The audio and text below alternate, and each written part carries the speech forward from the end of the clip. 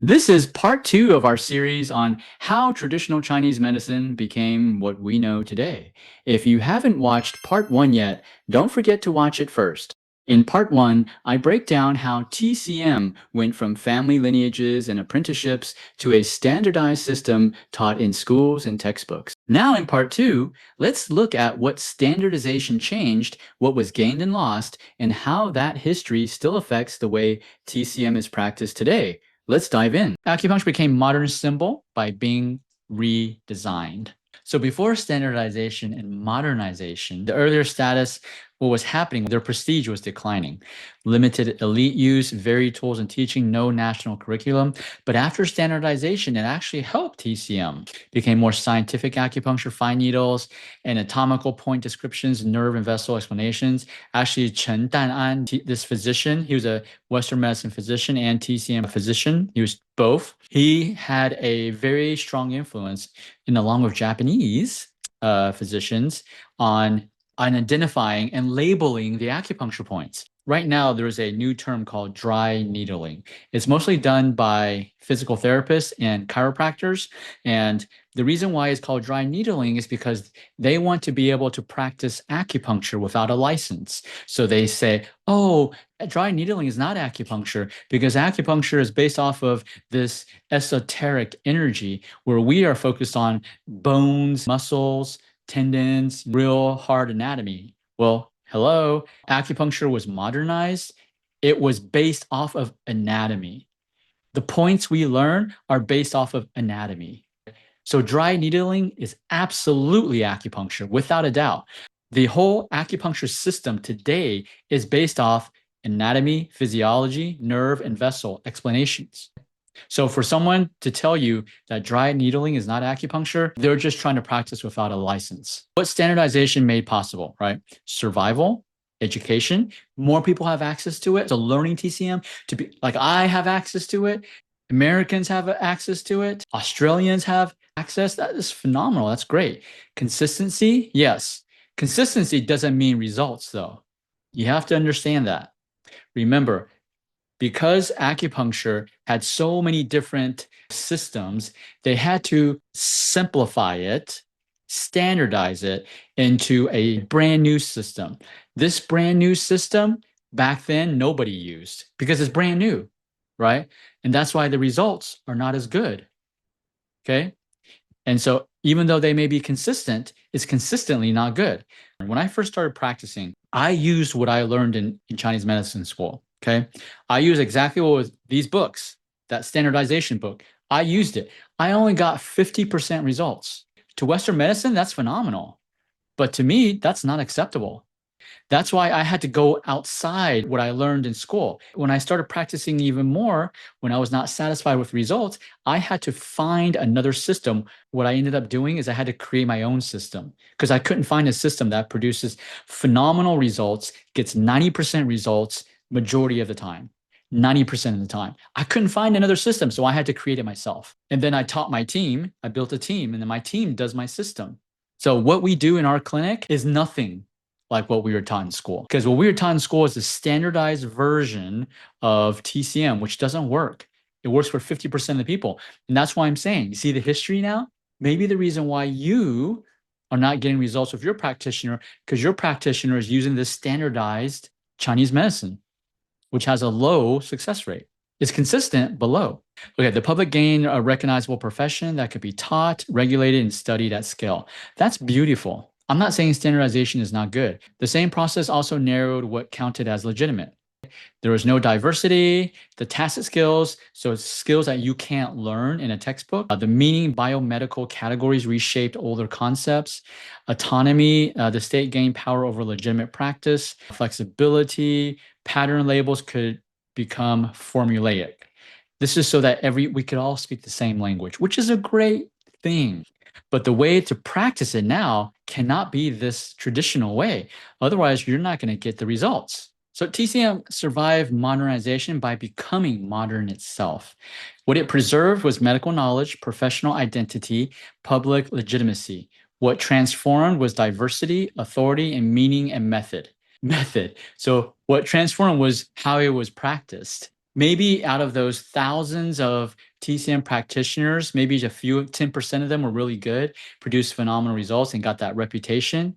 Well, those stuff were left out. Or those families, because during those times, even apprenticeship, they would only transfer their secrets to the disciple, their apprentice, or their family. They would rather die than share their secrets. So all of those practitioners who produce phenomenal results, they're not part of what I learned in TCM school. None of that. What I learned in TCM school, unfortunately, it's sad to say, are things that didn't work.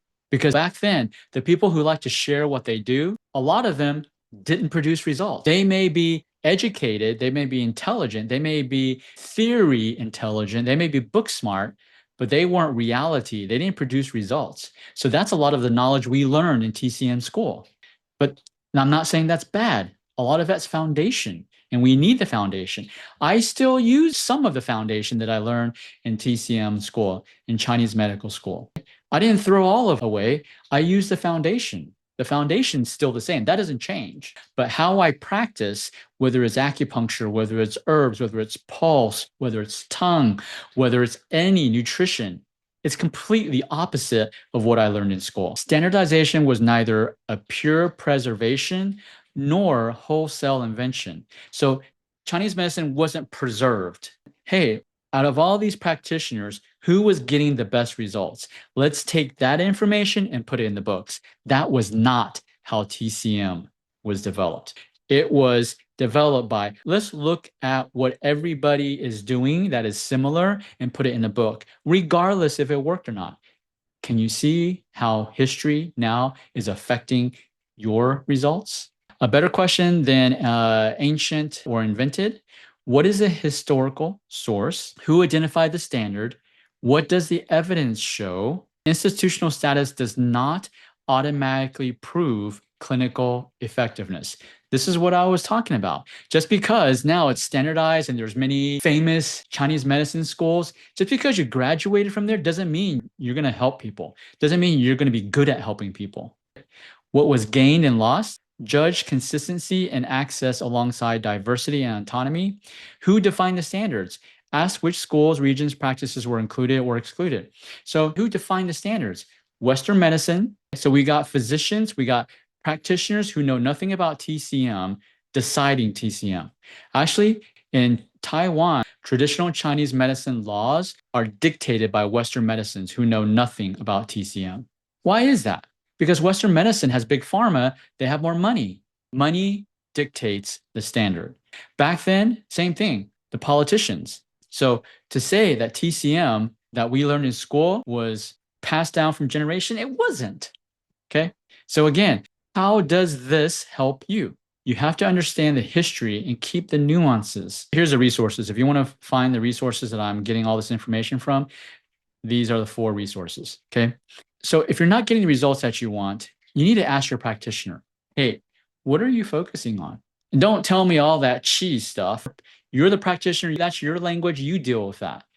I just want to know how you're going to help me get the result that I want. This is the communication you need to have with your practitioner.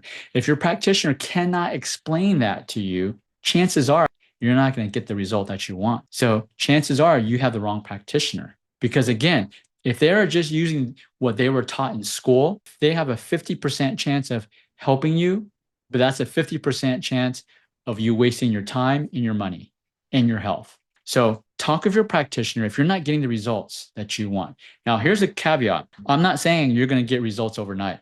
Let's say you have knee osteoarthritis and you expect the acupuncturist to put 5 needles in and magically your knee osteoarthritis goes away. That ain't going to happen. Nothing can do that. There is no silver bullet. TCM is also not a silver bullet. This is another thing I don't understand.